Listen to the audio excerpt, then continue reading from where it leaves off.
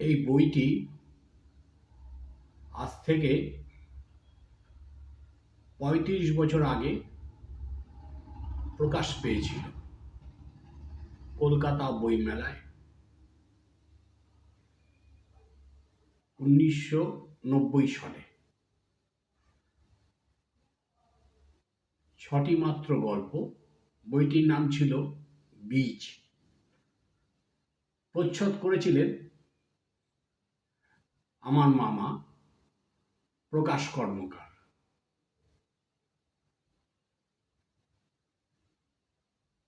এই বই থেকে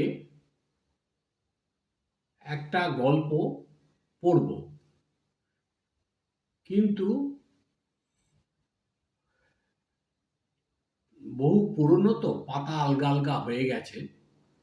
আমার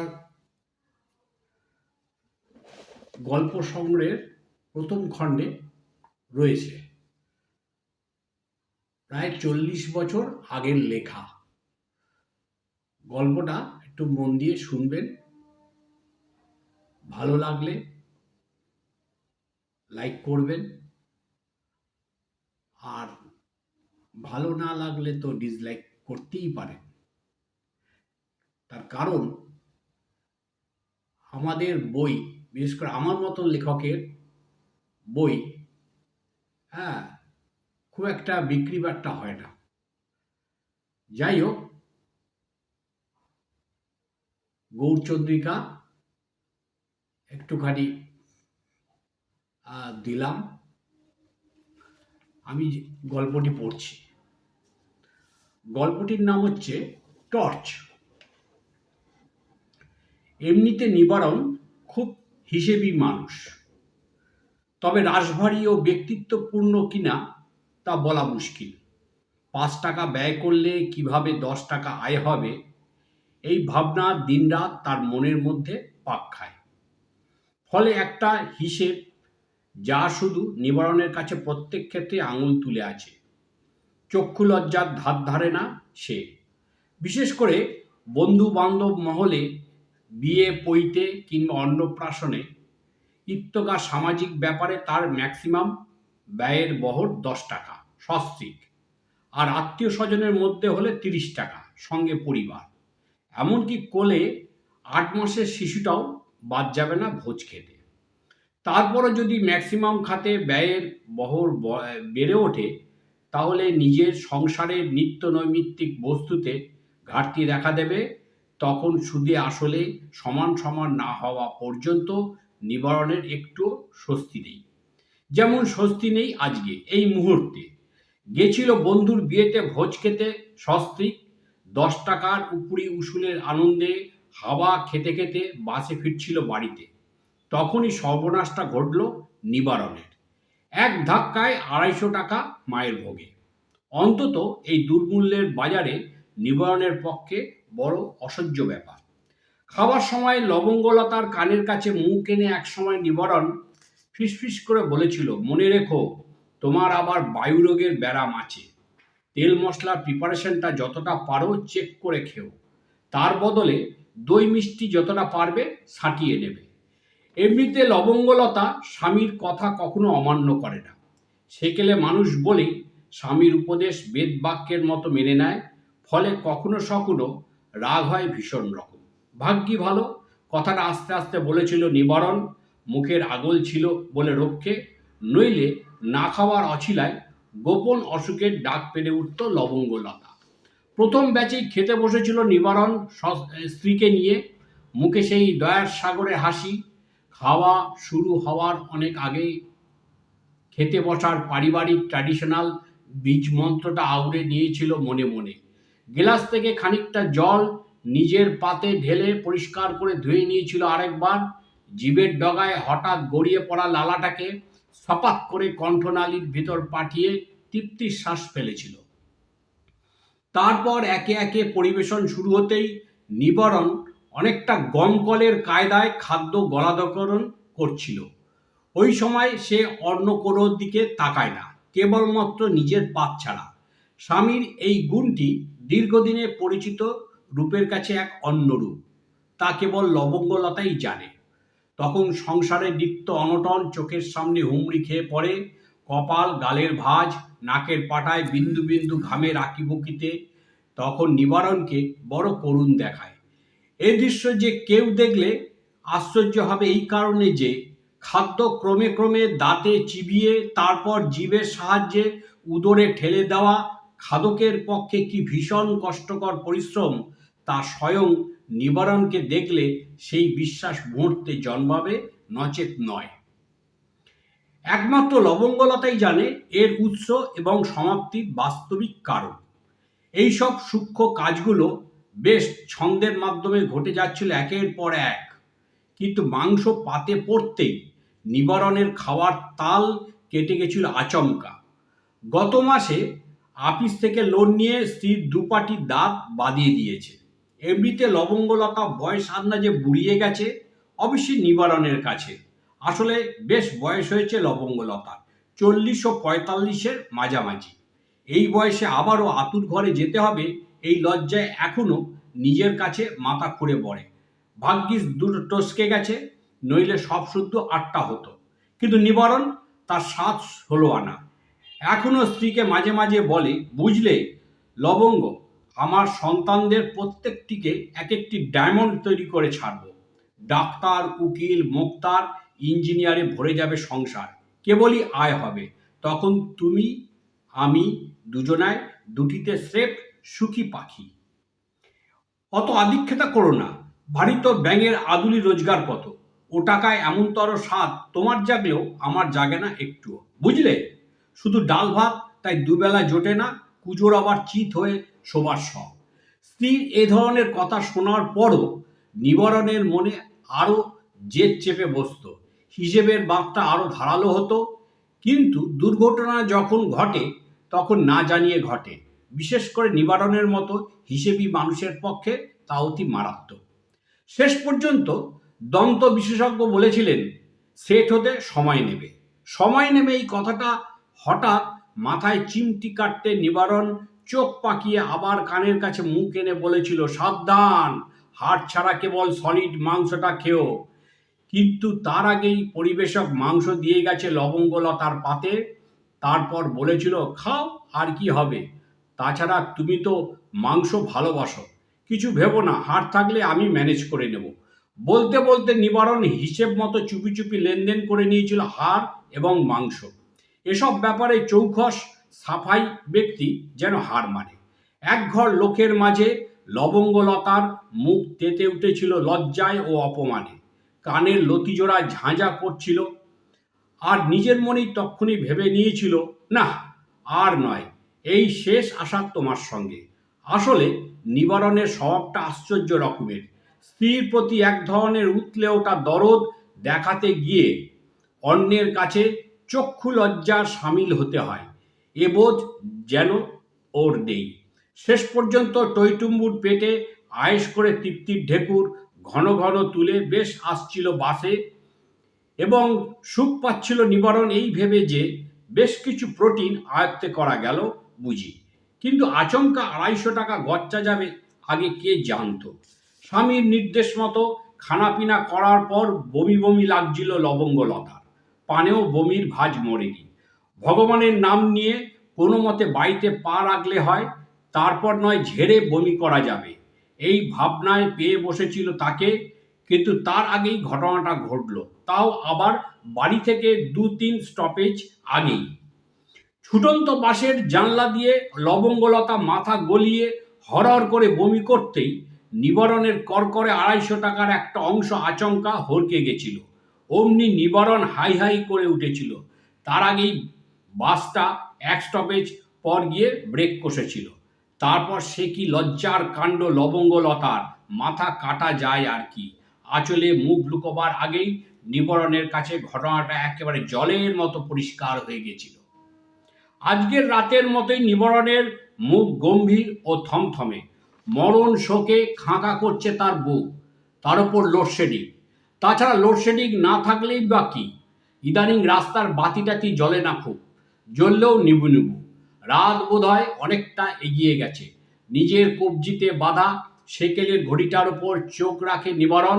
রাত 11:05, তার মানে 11টা। এই ঘড়িটা শ্বশুরের দেওয়া সম্পত্তি, এখন হরবকত 5-10 মিনিট স্লো ফাস্ট কায়দায় চলে। এই ঘড়িটা আর 1000 টাকা সমেত মেয়েকে ঝুলিয়ে দিয়েছিল তার কাঁধে। এখন নিবারণ 6 ছেলে মেয়ের বাপ, তার মধ্যে 3টি মেয়ে। আজকাল 1000 টাকায় গঙ্গা পারাপার চলে, কিন্তু বিয়ের পিঁড়িতে পা রাখা যায় না। এ দায়টা এখন থেকেই নিবারণকে ভাবতে হচ্ছে। ফলে হিসেবের খাতাটা আবার খোলে নিবারণ। টাকাটা বোধ হয় পুরোপুরি লোকসান হলো তার। একটু লাভের আশায় যে মানুষ ভীষণ রকম মাথা খাটায়, সে মানুষ আরেক নব্য গ্যারাকলে পড়েছে বুঝি। একটু আগে খেয়ে আসা মাছ, মাংস, দই, মিষ্টির আয়েস করা জাবর কাটা স্বাদটা হঠাৎ বন্ধ হয়ে গেল নিবারণের। চোয়াল শক্ত হয়ে ওঠে, অন্ধকারে চোখের দৃষ্টি তীক্ষ্ণ হয়। বোমা ফাটার মতো একটা শব্দ নিবারণের মুখ দিয়ে আচমকা ফসকে যায়, বন্ধ। কিয়া বন্ধ বাবা? নবু তড়াক করে জিজ্ঞেস করে। নিবারণের 6 ছেলে মেয়ের মধ্যে সবার বড়, বয়স 20। ঘন ঘন গোপ চাঁচে, বিড়ি খেয়ে খেয়ে ইতিমধ্যে ঠোঁটের রং কেলে মেরে গেছে। তবে ডায়মন্ড কিনা এখন খটকা লাগে নিবারণের কাছে। আজকাল নবুর কথা বলায় হিন্দি ভাষার সুর ও শব্দ ক্রমাগত জায়গা করে নিচ্ছে। হিন্দি ফিল্ম ও হিন্দি গানের সে জবশ্রোতা ও দর্শনধারী। তার উপর অমিতাভ বচ্চনের বিরাট ফ্যান। মার মার কাট কাট ব্যাপার। আজকাল মেয়ে দেখলেই গুরুর গান গেয়ে ওঠে, জিসকি বিবি মোটি। অন্য সময় হলে নিবারণ ঠাটিয়ে এক চর কষাতো, কিন্তু দিনকাল বড্ড খারাপ। কি জানি ছেলের মধ্যে তার শত্রু লুকিয়ে আছে কিনা। সুতরাং হজম করে নিতে হলো, এবং নিজের মনে সংকল্প করে নিল সামনের মাস থেকে 1 পোয়া জোলো দুধের বরাদ্দ রীতিমতো বাতিল করতেই হবে। এখানে গলিটা লম্বালম্বি বেশ কিছু দূর গিয়েছে, তারপর ধনুকের মতো বাঁক নিয়েছে খানিকটা। খাটালের কাজটা আসতেই গোবরের গন্ধে নাক সিটকিয়ে ওঠে। নিবারণ তাড়াতাড়ি হাঁটে। বাস রাস্তায় পা রাখতেই নিবারণ সময় নিয়ে দীর্ঘশ্বাস ছাড়ে, একটুক্ষণ দাঁড়ায়। মধ্য কলকাতার এক প্রান্ত, এরই মধ্যে বেশ নির্জন হয়ে গেছে রাস্তা। 2-1টা গাড়ির হেডলাইট ক্রমে ক্রমে তীব্র আকারে এক ধাক্কায় ধা করে বেরিয়ে যাচ্ছে পূব মুখ। গলির মুখে শনি মন্দিরের ওয়াল ক্লকে 11:30টার ঘন্টা পড়ল। মন্দিরটা পাড়ার মস্তানদের তৈরি, মাসিক ইনকামের এক মোক্ষম যন্ত্র। মোটা আমদানিও হয়। প্রত্যেক শনিবার মাইকে গাক গাক করে রগরগে সিজনাল গান চলে। মোটি বিবি, রোগী বিবি থেকে শুরু করে বাল বাচ্চাদের সমাগম হয় খুব। কয়েকটা কুকুর নিবারণের মুখের দিকে তাকাতেই নিবারণও ছেলের মুখের দিকে তাকায়। নবু জানে না এখনো কি জন্যে বাবা এত রাত্রে তাকে সঙ্গে নিয়ে বেরিয়েছেন। স্বভাবতই সে ভীষণ অবাক হয়। কি মশাই, এত রাত্রে আপনি এখানে? গলার স্বরটা চিনতে সময় লাগে নিবারণের। তার আগেই নবু বলে ওঠে, আরে বিষাদা, তুমি? ছেলের এই উল্লাসে নিবারণের গা পিত্তি জ্বলে যায়। তার এখন রীতিমতো দুঃখের টাইম চলছে। তারপর রাগটা একটু কমতেই এবার ব্যক্তিটিকে সে বিলক্ষণ শনাক্ত করতে পারে।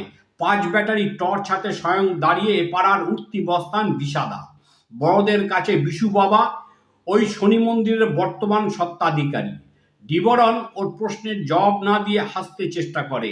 পরে বলে, বাবা, তোমার টর্চটা আমায় একটু দেবে? আলবাত। বলার আগেই হাত বাড়িয়ে দেয় বিশা। তারপর জিজ্ঞেস করে, কোথায় যাবেন? এই এদিকে। বলতে বলতে নিবারণ হাত দিয়ে বাস রাস্তার পশ্চিম দিকটা দেখিয়ে দেয়। এতক্ষণ টর্চটা জ্বলছিল, এবার নিভতেই নিবারণ স্পষ্ট দেখতে পায় বিশাকে। মাথার চুল থেকে পায়ের নখ অবধি হাল আমলের অত্যাচারের চামড়া ফেটে গেছে। চোখের সামনে ছোপওয়ালা দেতো হাসি হেসে বলে, আচ্ছা মেসোমশাই, আমি চলি, বেশি দূর যাবেন না, হাওয়া গরম আছে, আর টর্চটা ওর ডালিয়ার কাছে দিয়ে দিলেই হবে। কথাটা খুব সহজভাবে বলে বিশা মিলিয়ে গেল অন্ধকারে। তার মানে ডালিয়ার সঙ্গে খুব পীড়িত আছে দেখছি। কথাটা শোনার পর নিবারণের শ্বাস বন্ধ হয়ে আসে। টর্চটা না জ্বালিয়েও এই অন্ধকারে বড় মেয়েকে স্পষ্ট দেখতে পায়। বয়স আন্দাজে ওর গড়নটা ভালো, কলা গাছের মতো ভরাট দেহ, একটু বেটে। গায়ের রং মায়ের মতোই পেয়েছে শ্যামলা। ইদানিং স্ত্রীর মুখে মেয়ের সম্বন্ধে নানা ধরনের বাক্য শুনেছে নিবারণ। মেয়ে নাকি পাড়ার মক্ষী রানী, গরু চড়ানোর মতো অনেক ছেলেকে চড়িয়ে বেড়ায়। তাহলে রেজাল্ট কি দাঁড়ালো? বর্তমানে বিশা মস্তানের আন্ডারে তার মেয়ে গ্যারেজ। এ যেন কেঁচো খুঁড়তে গিয়ে সাপ বেরিয়ে পড়ার লক্ষণ। সেই রকম অভিব্যক্তি ফুটে ওঠে নিবারণের চোখে মুখে। একটু লাভের মুখ দেখার আগেই লোকসানের পিচ্ছিল পথটা যেন টান টান হয়ে চোখের সামনে ভেসে ওঠে আবার। আচমকা পরপর দুটো মিনি অ্যাক্সিডেন্ট ঘটার ফলে নিবারণের মনে প্রাণে জেদ চেপে বসে দ্বিগুণ। টর্চ জ্বালিয়ে নিবারণ সামনের দিকে এগোয়। নর্দমার পাড়ে চওড়া পিচ রাস্তার ওপর তলোয়ারের মতো আলো বুক চিতিয়ে পড়ে। দেখতো ওটা কি?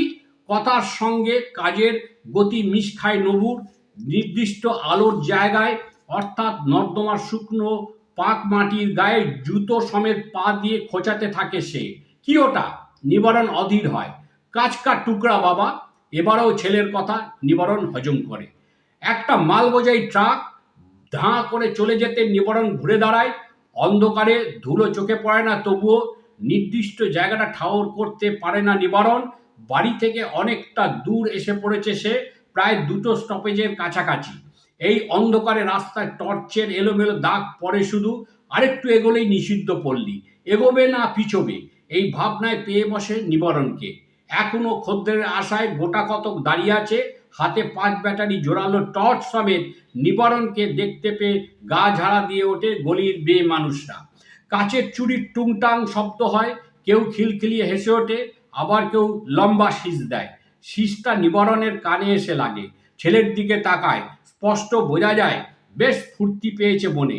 নিবারণ পায়ের গতি বাড়ায়। মান ইজ্জত সব গেল বুঝি। পরক্ষণেই ভাবে ওসব দুর্বলতার লক্ষণ। নবু তো সাবালক হয়েছে।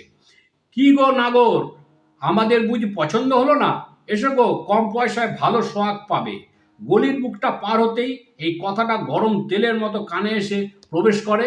নিবারণ চোখ বুজে চলতে চেষ্টা করে যেন। উল্টে নবুর খুব রাগ হয়, আর কৌতূহলটা সজনে চাবুক মারে নিবারণকে। এত রাত্রে এত দূরে আসার মানেটা কি? নিবারণ ছেলের কথা কানে নেয় না, আরো দুপায়ে এগিয়ে যায়। কি ব্যাপার, বলছো না কেন? নিবারণ এবার টর্চ নিভিয়ে ছেলের মুখোমুখি দাঁড়ায়। পরে বলে, দাঁত? দাঁত? হ্যাঁ, আমরা যখন বিয়ে বাড়ি খেয়ে বাড়ি ফিরছিলাম, তখন তোর মা বাসে বমি করেছিল, আর বমির সঙ্গে ওপরের দাঁতের পাটিটা পড়ে গেছিল। হয়তো আশেপাশে কোথাও পড়েছে। দাম 250 টাকা। হরহর করে কথাগুলো বলে নিবারণের বুকটা আইঢাই করে ওঠে। তুমি কি পাগল হয়েছো? ও দাঁত কি আর ফিরে পাওয়া যাবে ভেবেছো? जो गिर गया उसको गिरने दो। ব্যাস, আমি চললুম বলে নবু আর অপেক্ষা করে না বাবার জন্য, বাড়ির দিকে রওনা দেয়। নিবারণ অন্ধকারে দাঁড়িয়ে থাকে বেকুবের মতো কিছুক্ষণ। একেবারে হাল ছেড়ে দেওয়ার মতো অবস্থা তার নয়। ছেলের ব্যাড বিহেভটা তাকে বেশ ভাবায় এবং অবাকও হয়। টর্চ জ্বালে। মনে হয় এই আলোটাই এখন তার সঙ্গী এবং সমরের শক্তিও যেন। একেবারে লম্বালম্বি পশ্চিমমুখ ফেলে টর্চের আলো। দূরে বাস রাস্তার বাঁকটা দেখা যায়। রাত 12টা পেরিয়ে গেছে অনেক আগেই। একটু ভয় ভয় করে নিবারণের। বিশু বাবার মুখে শুনেছে এদিককার হাওয়া গরম, গতকাল এখানে বহুত মালের আওয়াজ হয়েছে। তার মানে নিবারণ অনায়াসে শত্রুপক্ষের সীমানায় এসে পড়েছে। 250 টাকা লোকসানের হাতুড়িটা মাথায় আঘাত দিতে ভয়টা উবে যায় মুহূর্তে। বোতামের ওপর বুড়ো আঙুল চেপে টর্চের সমস্ত আলো উজাড় করে ফেলতে চায়। নিজেকে বেড দিয়ে বৃত্তের মতো করে আলো ফেলতে থাকে নিবারণ। শেষ পর্যন্ত নর্দমার কাছাকাছি আলো যেতেই ধরা পড়ে ধার করা টাকায় কেনা দাঁতের পাটিটা। নিবারণ স্পষ্ট দেখতে পায় একটা হুমদ কুকুর মাংসের সোয়াদে মস্তিষ্কে চিবোচ্ছে দাঁতের পাটিটা। নিবারণ আর স্থির থাকতে পারে না। এই প্রথম যেন লোকসান হতে দেখছে সদ্য 250 টাকা। তার রক্তের ফসল। সমস্ত শরীর মোটরের কয়েলের মতো লাল হয়ে ওঠে। টর্চটায় হাত বদল করে, তারপর ডান হাতে একটা আদলা ইট তুলে নেয়। নমস্কার। এই গল্প সংগ্রহে প্রথম খণ্ডে ওই প্রথম বইয়ের 6টি গল্পই পাবেন। ভালো থাকবেন।